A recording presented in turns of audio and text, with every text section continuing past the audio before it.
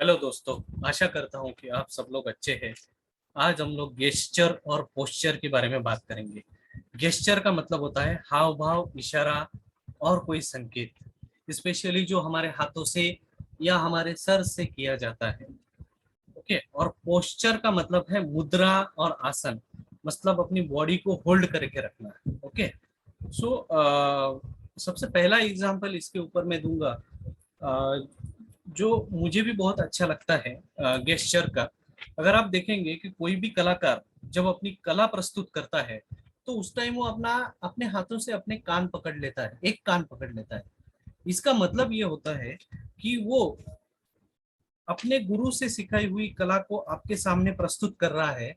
तो वो अपने गुरु को बोलता है कि हे गुरु, आपने मुझे बहुत ही अच्छी तरह सिखाया था, आपने अच्छी तालीम दी थी, तो मैं आपकी कला दूसरों के सामने सादर करने की कोशिश करता हूँ, और अगर मुझसे कोई गलती हो जाए तो मुझे माफ कर देना। ये सबसे बड़ा गेस्चर है जो अपने गुरु को एक रिस्पेक्ट देता है। ठीक है। सो हम लोग आगे की बात करेंगे। पहला जो गेस्चर है वो है स्टिपलिंग। स्टिपलिंग का मतलब ये है कि अपने हाथ जो है वो उल्टे वी शेप में रखना। इसका मतलब होता है सेल्फ कॉन्फिडेंस। इसको इंटेलेक्चुअल एरोगेंस भी बोलते हैं, जिसका मतलब है बौद्धिक अहंकार दिखाना। दूसरा है हैंड क्लास्प। ये हैंड जो है वो जैसे हम लोग फुटबॉल के लिए यूज करते हैं, वैसे ये हाथों का उपयोग किया गया है, जिसका मतलब होता है कि कोई आदमी चिंतित भी होता है, उत्सुक भी होता है, बट वो नियंत्रित भी होता है। तीसरा जो दिखाया गया है वो है नोज टच।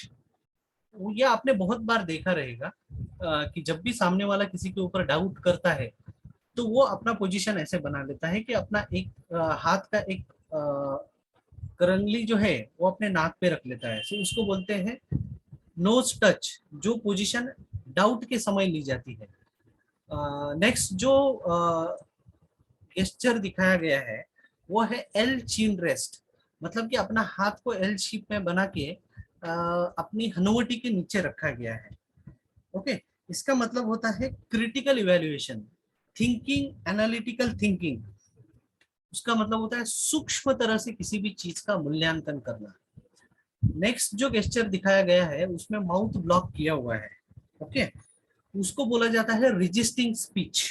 मतलब सामने वाला अगर आपके विरोध में दर्शक स्पीच दे रहा है तो आपका पोजीशन ऐसा हो जाता है।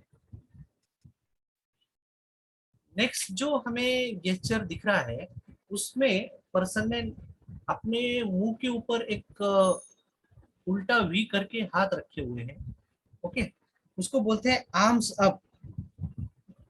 उसका मीनिंग है रिजर्व एंड डिफेंसिव। रिजर्व मतलब किसी के लिए आरक्षित है वो ऑलरेडी, और वो डिफेंसिव भी है, मतलब अपना बचाव भी कर रहा है। ओके। नेक्स्ट है आर्म्स एंड लेग क्रॉस। मतलब कि अपने हाथ और अपने पैर दोनों क्रॉस करके रखे हुए हैं, मतलब कि वो पर्सन जो है वो क्लोज्ड है, वो अनकन्विंस्ड नहीं, अनकन्विंस्ड है। वो आप जो भी उससे बात कर रहे हो उससे कन्विंस ही नहीं हो रहा है, और वो क्लोज्ड है, उसको कन्विंस होना ही नहीं है। ठीक है। नेक्स्ट है लीन फॉरवर्ड। लीन फॉरवर्ड का मतलब है कि हाथ और पैर एक अपना एक हाथ और एक पाव ऐसा आगे रखा हुआ है। सो वो पर्सन किसी भी चीज के लिए रेडी है। ओके। लीन बैक मतलब कि कुर्सी पे अपने दोनों हाथ सर पे रख के वो आदमी पीछे बैठा हुआ है।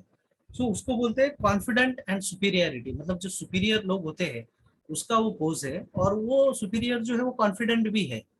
ओके। लिंट टिकिंग मतलब कि अपना जो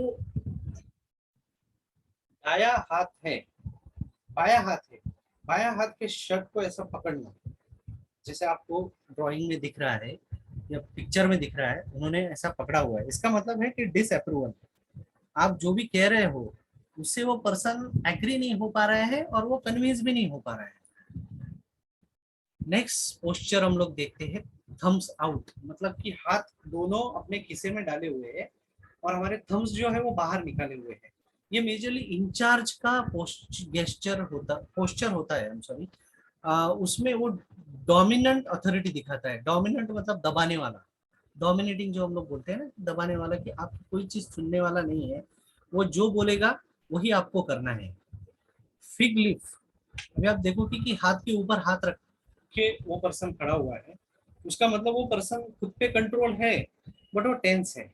नेक्स्ट है आर्म्स आउट, मतलब अपने दोनों हाथ ऐसे खुले हुए हैं, मतलब कि वो पर्सन ओपन है और सिंसियर भी है।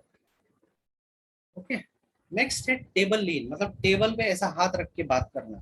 सो दैट इज अथॉरिटेटिव और इन्वॉल्व, मतलब कि वो पर्सन जो है वो हर चीज की अथॉरिटी लेने वाला है और वो हर केस में प्रॉपरली इन्वॉल्व है। राइट। लीन ऑन, मतलब कि अपना हाथ जो है वो किसी चीज पे रख के उस पे अपना पूरा वजन डाल देना, उसको लीन ऑन बोलते हैं। सो वो जो होता है वो it is basically unthreatened and casual belongingness, मतलब कि कैजुअल अपनापन। ओके। दिखाना।